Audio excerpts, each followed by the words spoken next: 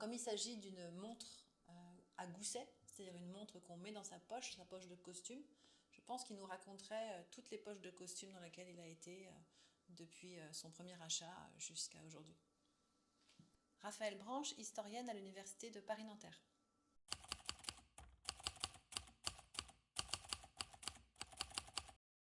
Cette montre à gousset, elle appartenait à un Algérien qui était adulte à la fin du 19e siècle et qui l'a achetée à ce moment-là. Mais quand on la regarde en détail, on se rend compte qu'elle a été produite et fabriquée en Angleterre. Et donc là, on se demande ce que fait un Algérien qui par ailleurs s'est opposé à la présence française et au colonialisme avec une montre anglaise.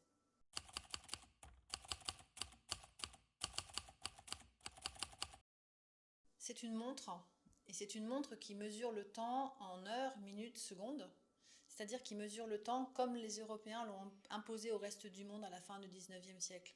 Et donc comme objet participant de la situation coloniale, on est vraiment au cœur finalement de ce qui s'est joué, c'est-à-dire imposer un certain nombre de choses à des populations qui n'avaient rien demandé, mais en particulier leur rapport au temps, leur ancrage dans le temps.